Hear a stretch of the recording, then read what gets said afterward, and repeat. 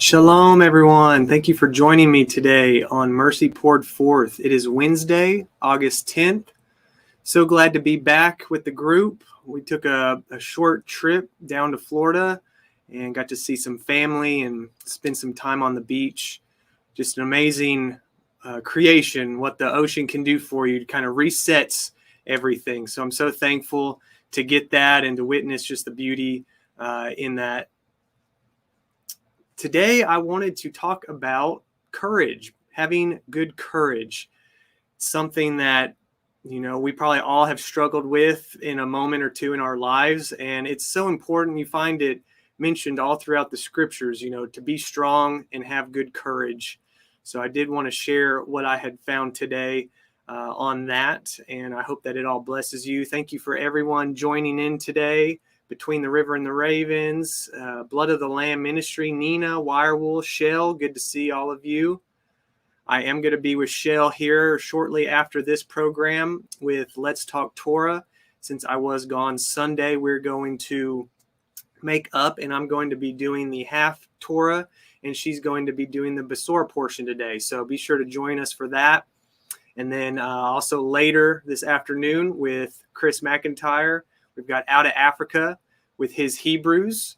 And then this evening, we've got Robert Wagner with his Saved by Grace. So a busy day on Wednesday, but lots of programmings. I hope that you can join in and enjoy all of those. So how do we stand boldly for yahuah in a world that is consumed with corruption, being narcissistic, and rebelling towards our Most High? It definitely is not the easiest path when you set yourself apart and turn your back on the things the world celebrates and cherishes. We must have courage and boldness like a lion to overcome the challenges we face and the enemies that stand in our way. One of the first topics discussed on Walking in the Word was setting healthy boundaries, which is so important for us that walk this narrow path. Most people will not understand or try to find out why we walk against the grain of society.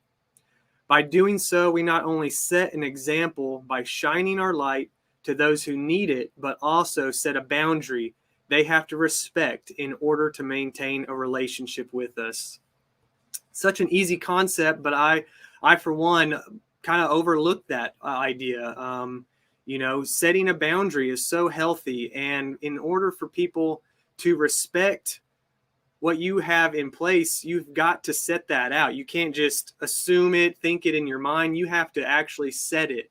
And you will be amazed that once you do that, depending on if they want to participate with you or not, they will start to respect that. I know we've had to do that when it comes to Shabbat, making events, having plans on Shabbat. Of course, occasionally things do come up, but we try to dedicate that time and day for our rest with Yah.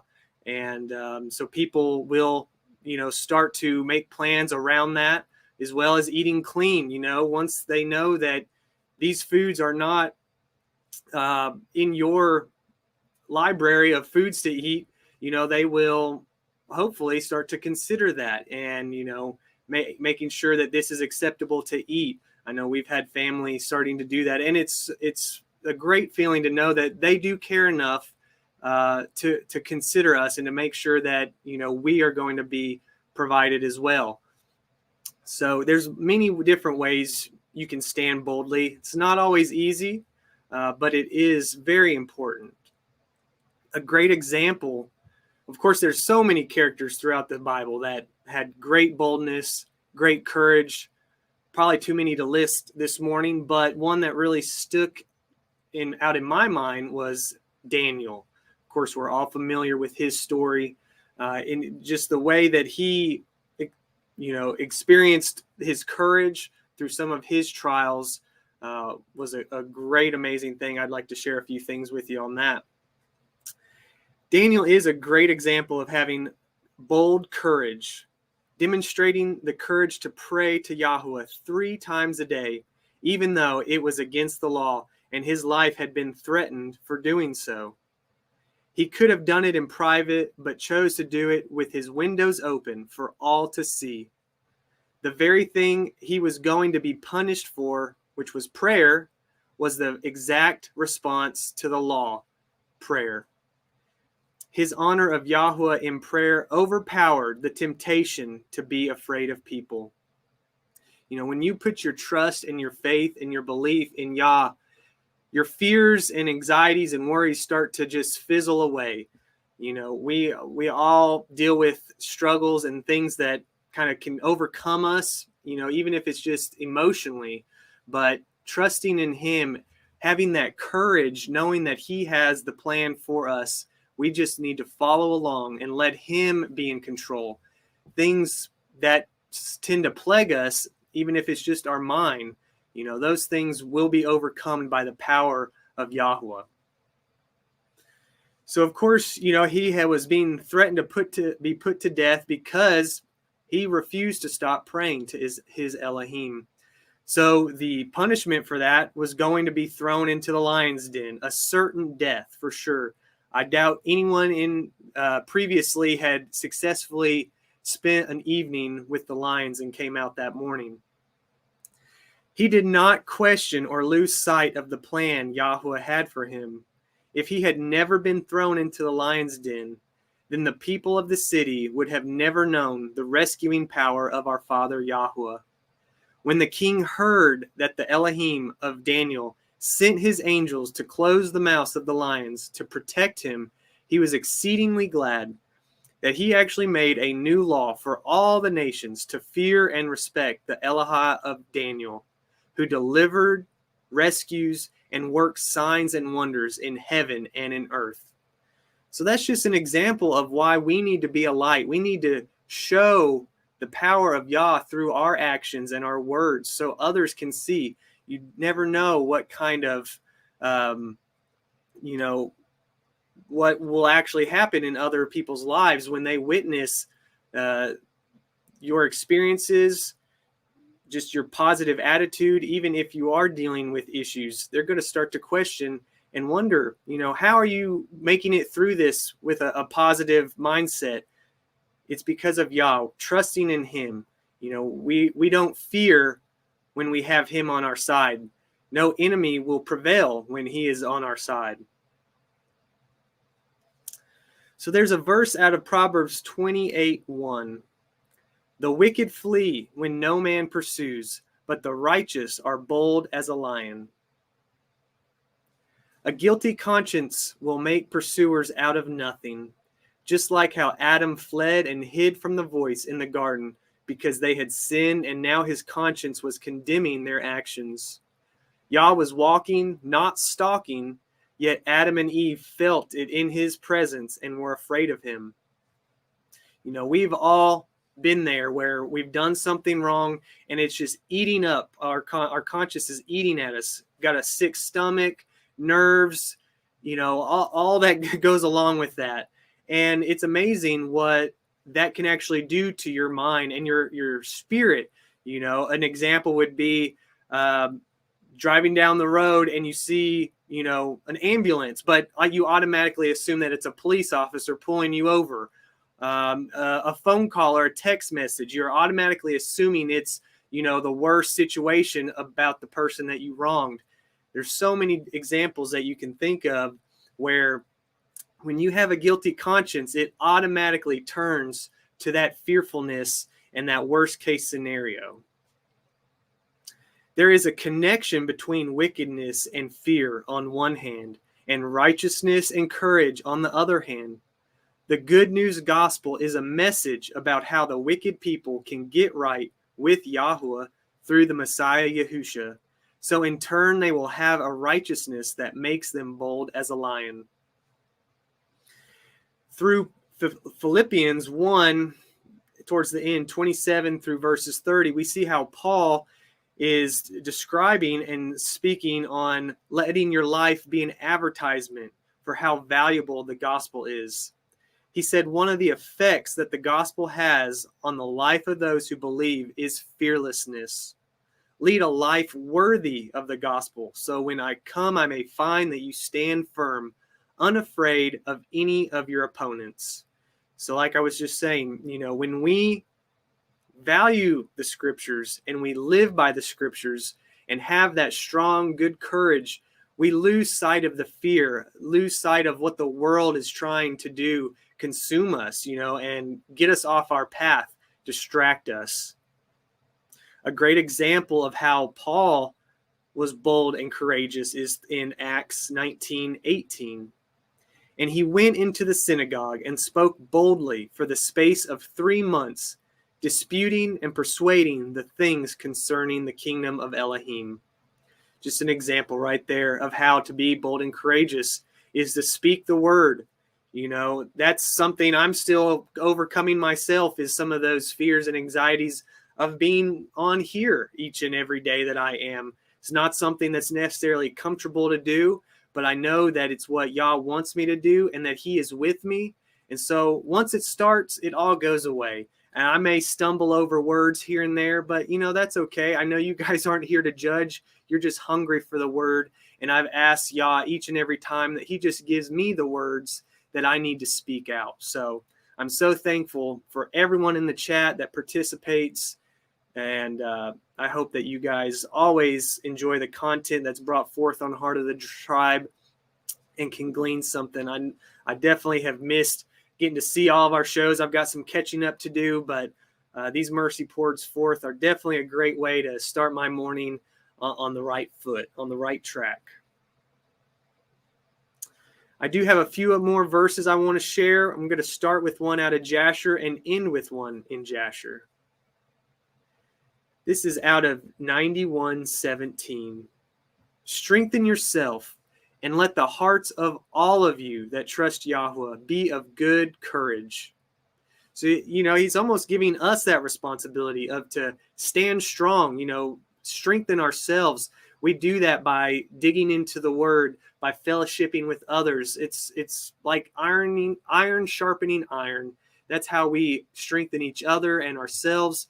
It's just amazing that we can all bring so much knowledge and share with each other. It's a great thing to be able to have that opportunity. Matthew 22:36-40. We all know this one, but I just love reading it. Rabbi, which is the great commandment in the Torah? Yahusha said unto him, You shall love Yahuwah Elohim with all your heart and with all your soul and with all your mind. This is the first and great commandment. And the second is like unto it. You shall love your neighbor as yourself. On these 2 commandments hang all the Torah and the prophets. It does take courage and boldness to love Yah with all your heart, mind, and soul. It's not always easy to give all of yourself to him. But when you do, there's a peace and a shalom that you'll have never experienced before. I'm so thankful that our eyes have been open and that we have found this narrow path, that we can trust in him, give him all of our troubles, lay them down at the cross so that he can bear the burden for us, because it is not a heavy burden. It's a light, peaceful existence once you give yourself to him. Deuteronomy 31:6-8.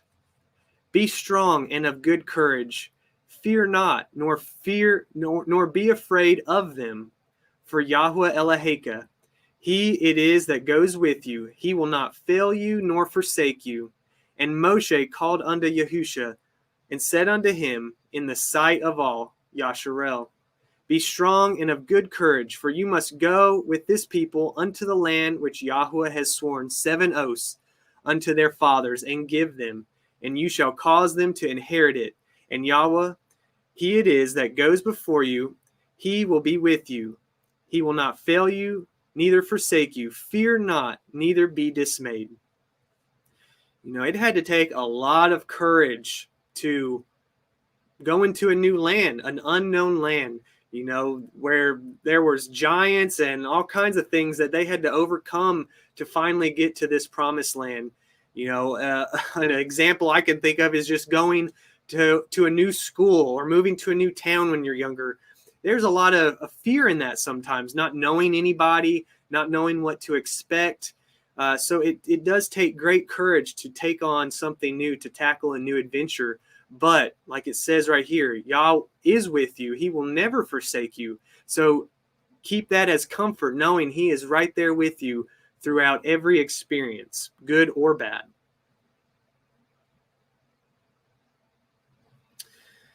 This is almost the same verse, just a little bit revised out of Joshua 1:6-9. Be strong and of good courage, for unto this people shall you divide for an inheritance the land, which I swore 7 oaths unto their fathers to give them. Only be strong and very courageous, that you may guard to do according to all the Torah, which Moshe my servant commanded you. Turn not from it to the right hand or to the left, that you may prosper wheresoever you go. This sefer of the Torah shall not depart out of your mouths, but you shall meditate therein day and night, that you may guard to do according to all that is written therein. For then you shall make your way prosperous, and then you shall have good success. Have not I commanded you? Be strong and of good courage. Be not afraid, neither be dismayed, for yahuah Eloheka is with you wheresoever you go. So that's our way to success right there, to speak, to honor, and to do the commands of the Torah. It's as easy as that. To have good success and to prosper. We are to speak those words. And by speaking that, we then are an example to those that are not familiar with it, that don't have that in their life. And hopefully will be an example and a bright enough light that will persuade them to find some interest and to want to figure out what this lifestyle is about and what's involved. Psalms 31:23-24. O love yahuah, all of his yahid, for yahuah preserves the faithful, and plentiful rewards the proud doer.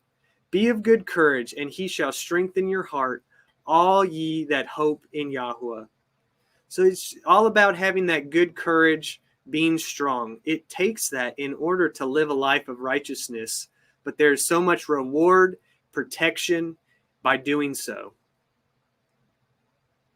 In 2 Maccabees 7:20, but the mother was marvelous above all, and worthy of honorable memory.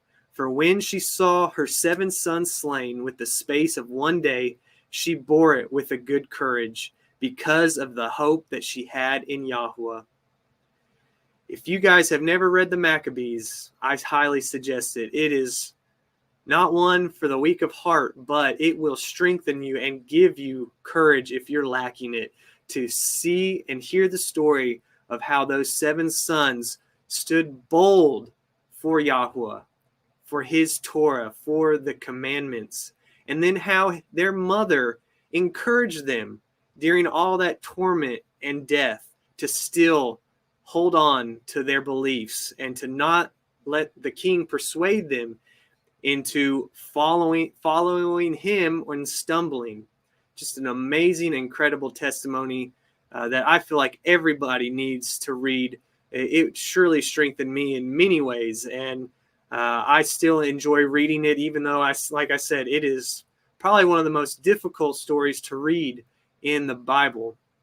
It is well worth it, and it will bless you immensely. So this last one I've got for today is out of Jasher 88:4. No man shall stand up against you all the days of your life. As I was with Moshe, so will I be with you. Only be strong and of good courage to observe all the Torah which Moshe commanded you. Turn not from the way either to the right or to the left, in order that you may prosper in all that you do. So, obviously there's a left and a right to this narrow path. We've all possibly jumped on both sides, trying to stay on it, trying to learn what it is about, this narrow path. And I just implore you to keep your sight on the straight and narrow. There is so much strength, promise, and protection in that narrow path by being his chosen people of Yasharel. And thankfully we are grafted into that, and that we can have redemption and salvation because yahusha took our sins that we may have everlasting hope and life in him.